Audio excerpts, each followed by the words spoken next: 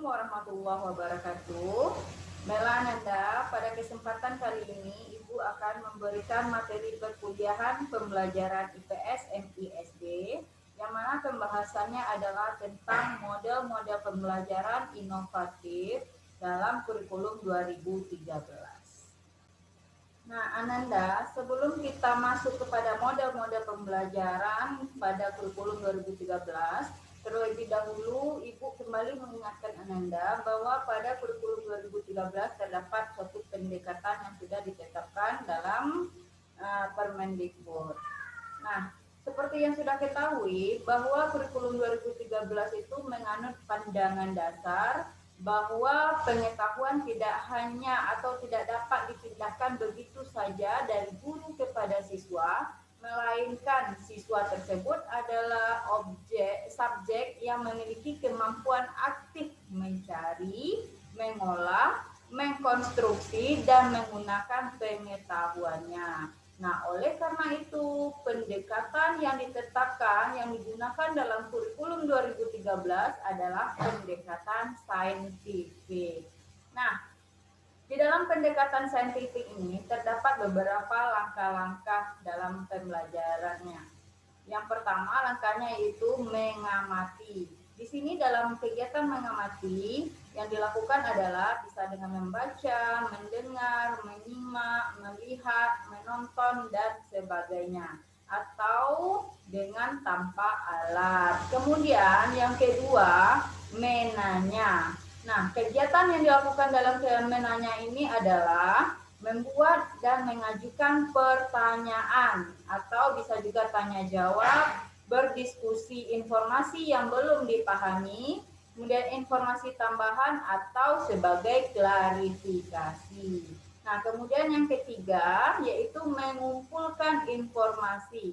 Nah, dalam mengumpulkan informasi ini kegiatannya bisa dilakukan dengan cara mengeksplorasi, mencoba, berdiskusi, mendemonstrasikan, meniru bentuk atau gerak.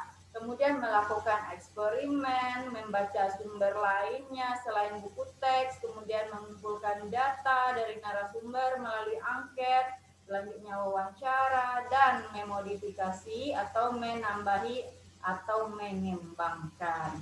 Nah, kemudian yang keempat, yang keempat yaitu mengasosiasi. Nah, kegiatannya yaitu mengolah informasi yang sudah dikumpulkan, menganalisis data dalam bentuk membuat kategori, mengasosiasi atau menghubungkan fenomena yang terkait dalam rangka menemukan suatu pola dan menyimpulkan.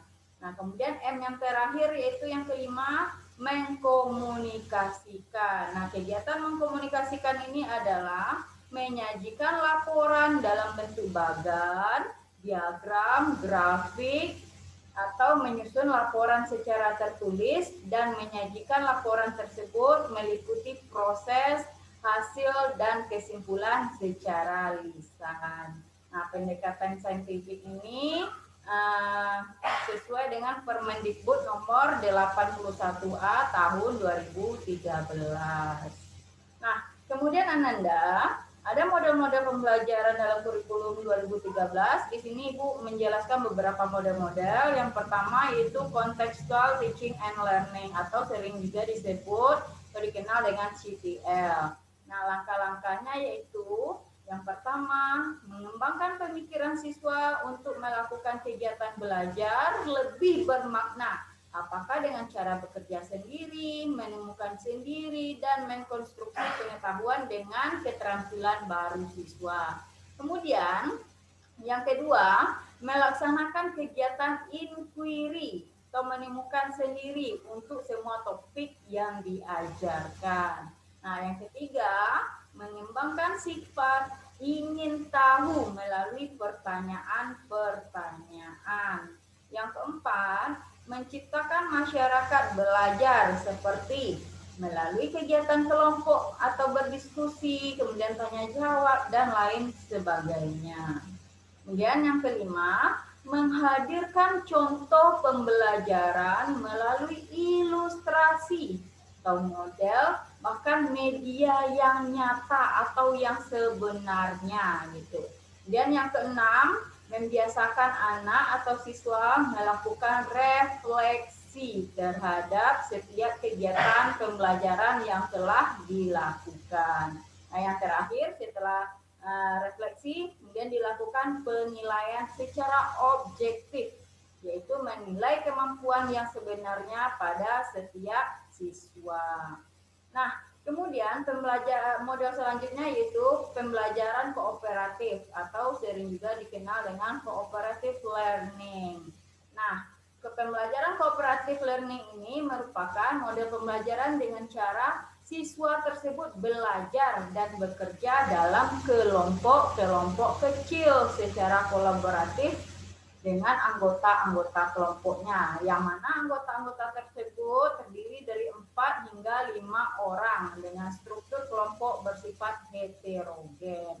Nah, ada beberapa variasi model pembelajaran kooperatif, diantaranya yaitu ada model kooperatif tipe START atau disebut juga dengan Student Team Achievement Division.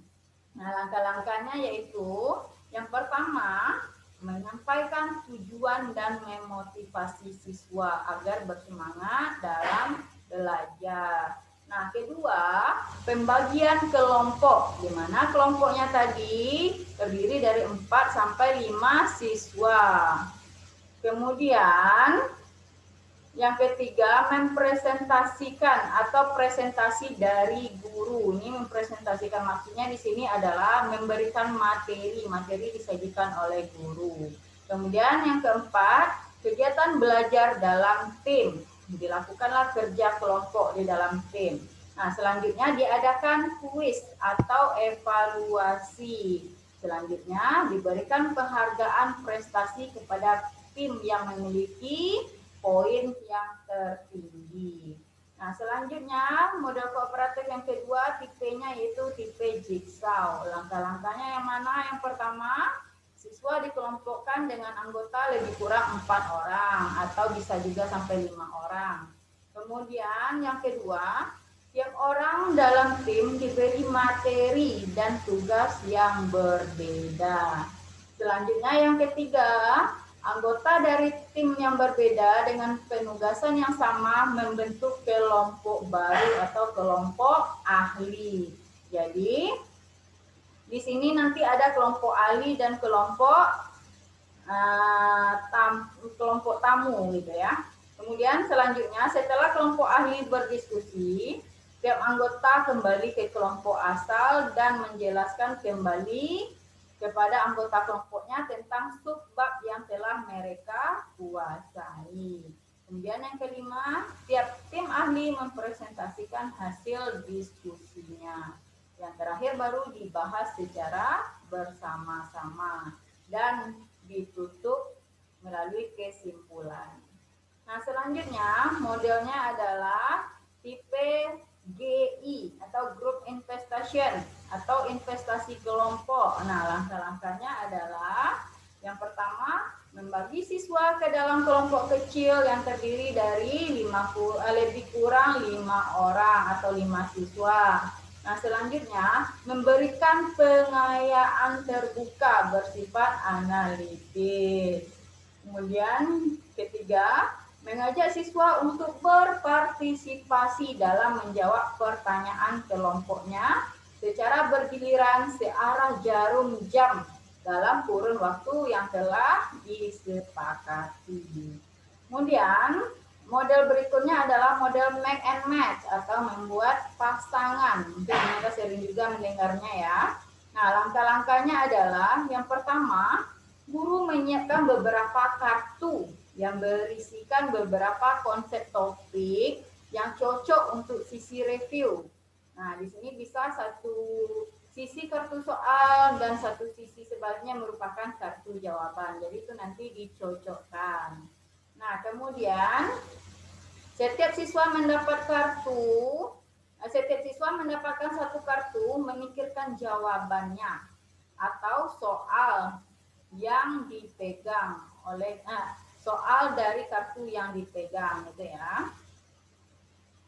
Kemudian yang ketiga, siswa mencari pasangan yang mempunyai kartu yang cocok dengan kartunya, atau siswa tersebut pergi mencari kira-kira manakah kartu yang sesuai dengan jawaban dari pertanyaan yang dipegangnya gitu ya.